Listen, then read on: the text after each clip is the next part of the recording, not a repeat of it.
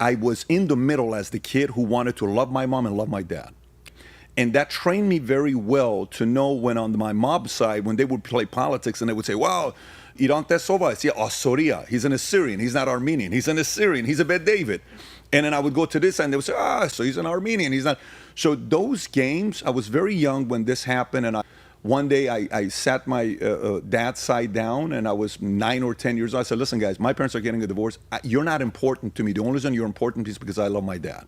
And I told my mom, said 11, 12, 13 years old, uncle, I said, you guys only matter to me because my mom matters to me. If you play politics and try to get me to not like my dad, you're not going to see me. I love my mom, I love my sister, and I love my dad. That's it. You guys are secondary. I'd love to have a relationship with you, but if you try to divide, you ain't going to see a lot of me because I don't like that game. So that divorce kind of messed me up a little bit. One night I come home, very interesting. My wife's like, hey, Tico, tell daddy what happened today. And my son's name is Patrick, but my dad called me Tico, so we call him Tico. We're both Patricks.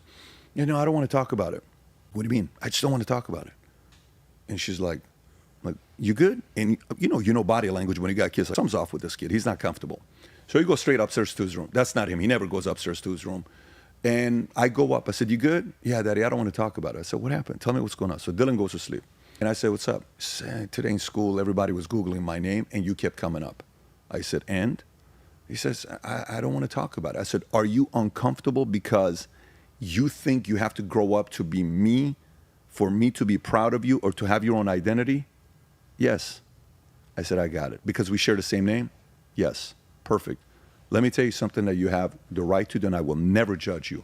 Do you want to change your name? No, I love my name. You have my name, you have your grandfather's middle name, his first name is your middle name, and you have the best last name in the world. Daddy, I love my name. So what can we do right now for you to have this pressure being lifted off? What do you want to do? Says, Dad, I don't know if I want to get into insurance or business. Totally fine. What do you want to do? I want to do movies. Great. Let's go do it. He says, you just got to know with our relationship together, I expect you to lead and represent your God, represent your heritage, your family, represent your last name, and represent yourself individually. If we can do that together, I'm always going to have your back. I love you. But don't ever think you have to be me to go out there and fulfill your life. I'm going to love you no matter what you ever do. One day, I wanted to take my girlfriend out. He only gives me $100 every week, but I work every day. So I go up to him and I go, Dad, I could only go to Chili's and the movies with this. I can't go anywhere else, and I have no money to save. I need more money. He goes, no. And I go, can we talk about this? He goes, no. He goes, go somewhere else. And I was like, no, but I want to be here with you. He goes, get in the car.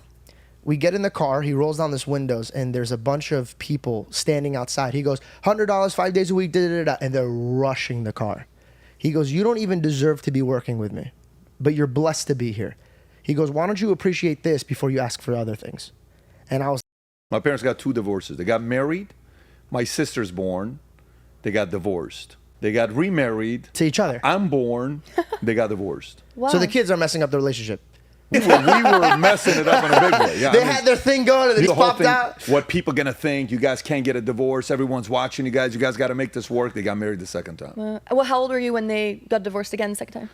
I was 11 years old in Germany when my mother got served with the divorce paperwork from the States. Mark that. Oh my God, did my mom make me paranoid? Please pause that because we can do an hour of that. We can come back to that. No, she's like that. So the whole concept of paranoia comes from mom's side. Sequencing to me comes from watching everybody and seeing, hey, what are we going to do next? Like, war happens in Iran. It's like, what are we going to leave? Where are we going to next? Are we going to do this? Are we going to first go to Bandar Pahlavi? Are we going to go do, what's going to happen next for us? It was always almost like a, the whole flight freeze. Like, if we have to escape this place, where are we going to flight? Yeah. So, dude, they get mad at me because when I'm at a restaurant, my back can only be up against the wall. I have to see everything. Identical. Same. Yeah. Bro, because... paranoia. You have to know, okay, if he makes this move, I got to be prepared for that. 4th of July, we're all at 4th of July. I gathered everybody. I go, if, God forbid, I know this is a bummer, you hear shooting, I need you to run there, swim into the water, Jessica, because my sister can't run too far. So I go, you're going to swim there, I'm going to meet you over there. Yeah. And they're like, dude, you're being paranoid. I go, it's better to be prepared than not prepared at all. Same page, man. This is, if I'm here, I'm sitting here. He told me that. Sam told me that. Yeah. I love that. But anyway, so that first one was your next 5 moves, and the first thing is you have to know who you want to be and what kind of a life you want to live. Too many people, everything for you happens from there. So who you want to be and a life you want to live. I just want to be a Christian pastor. Well, your enemy is the adversary. Choose your enemies wisely. That's your enemy. You know what? I want to go out there and, be the greatest basketball player. Really? What level? At the highest level. Well, just to make it into the NBA, or do you want to be all-star, MVP champion? Highest level. Well, then your enemies are going to be the guys that came before you, and it's going to be partying and clubbing and drugs and women. That's your enemies. Your enemies are women, distraction, if you want to be. So now, what enemies are not necessary enemies to create? I read this one book where the guy says, sometimes in a company, when you don't know it, sometimes you create unnecessary enemies, meaning somebody is about to quit, okay, and it's not going to work out. You have to learn, okay? The art of letting them go gently does what? It eliminates a future enemy. If you let somebody go in a very abrupt way, which I've done, definitely. I just did. Yeah. So you're So what happens when you do that? You No create reason. an enemy, and it's no reason. So by the way, those types of situations, you look at it and you say, man, I shouldn't have done that, okay? Pride got in the way. Ego got in the way. And by the way, it happens to all of us. It happens. It's never going to stop. You ain't never going to be. Look at it as a free throw shoot. You're never going to shoot 100%, but you want to shoot 80%. Like if you're at 50%, go to 60, 70, 80. You want to be around 80%, which means you're going to make the mistakes 20% of the time. So certain enemies in life, I don't want to compete with my kids. That's not my enemy. I don't want to compete with my siblings. That's not my enemy. I don't want to compete with my parents. That's not my enemy. Maybe your parent is a good driver because your father left you, and that's going to be a driver for you. Your name is Tyler Perry, and that wasn't in the picture. And later on, he shows up when you have all the money in the world, and he says, hey, son, he's like, hey, where were you all this time? How about you buy me a house? And he says, I'll buy you a house, I'll buy you a car, I'll buy you all this stuff with one caveat. What's that? Never call me again. And he does that. That was his driver. We have this very conflicted relationship with enemy because we look at words like war, negative connotation, a bad thing. Enemy, oh, it's a negative thing, it's a bad thing. We look at these words and we're uncomfortable. Even when you were talking about initially a word in our faith where suicide and all that stuff, the way they would explain it, and fear and all that stuff. But for me, every level I've gone, I've had to choose my enemies wisely. And if I've chosen the right enemies, it's brought out the best in me. If I choose the wrong enemies, it's brought out the worst in me. I know for a fact when I chose the wrong enemy, because it makes me look back and it makes me go look at the bitter side, and I resent and I'm living in regret, and those are not the right enemies. Then I know I'm choosing an enemy that's a different target. Got it. Why the hell am I fighting you? You're my wife. Why are we fighting? You're not the enemy. Why are we fighting? You're not the enemy. What are we doing here? I don't want to fight you. That's the enemy.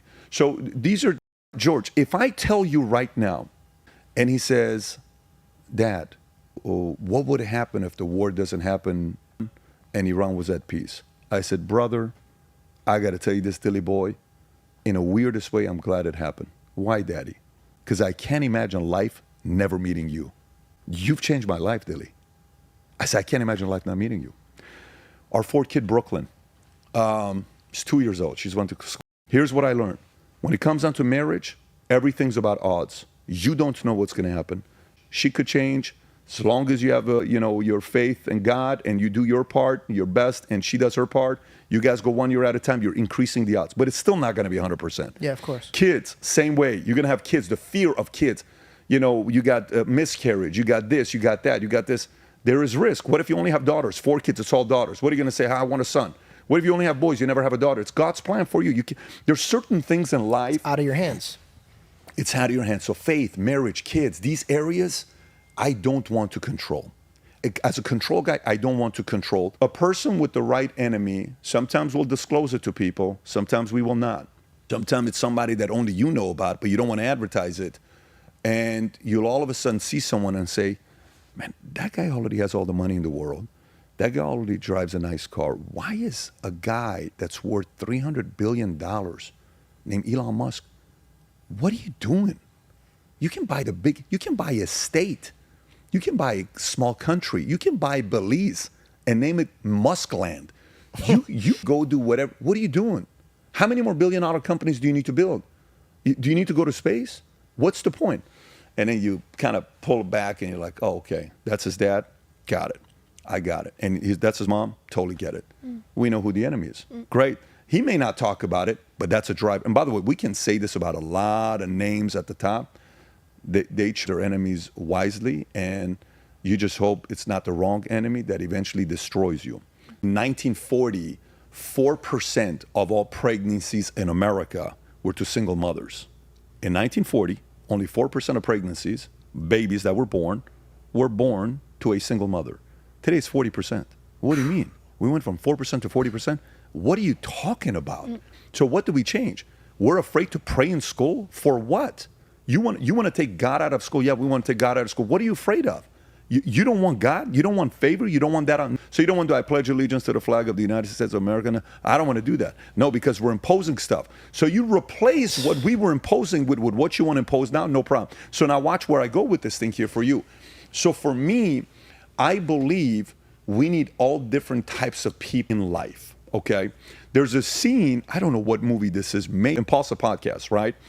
And, you know, I watch Logan and I watch Jake, okay?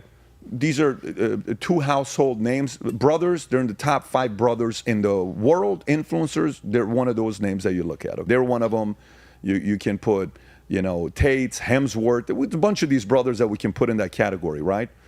And I asked myself, like the other day, some clip was shown, and Logan and Jake are going, and Jake has got a black eye. No, Logan's got a black eye, and he's holding Prime like this, and he's saying, what did he say? He says, yeah, if I fight him, you took Fury away from me. He said, I'm going to go out and finish Fury. Well, you took Diaz away from me because I would have done this to Diaz. He says, well, what are you talking about? You're not even a boxer. You're this.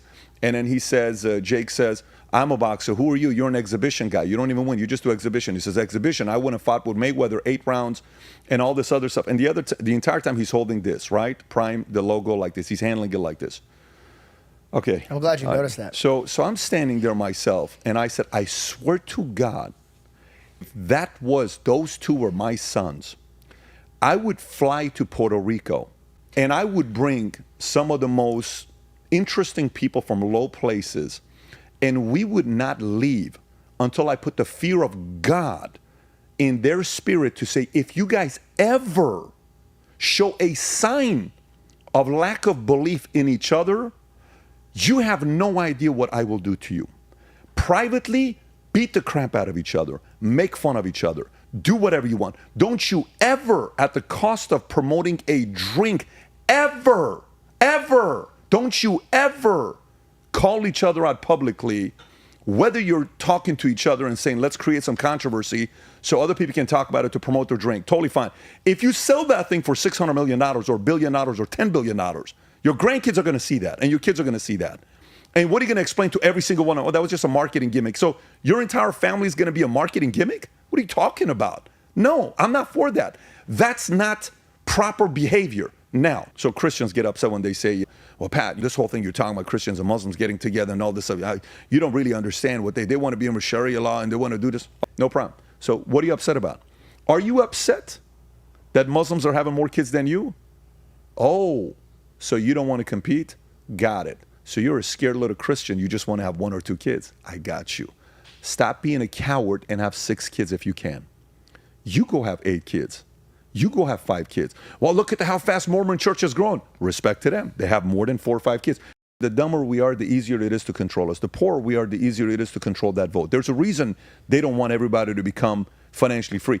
You will understand this concept in a way where a mother, I'm talking to my trainer, and he's talking about the fact that his mother always broke up relationships. Anytime you brought a daughter home, they had like 5 brothers, she was never happy with any of the girls because she ruined relationships because a mother wants to keep the boys to herself. No one's good enough for my boy. No one's good enough for my son. That's the dynamic, right?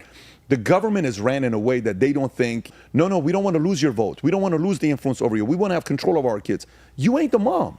You're not. These are not your kids. These are not your kids. These are somebody else's kids. The incentive has to be changed there. And then,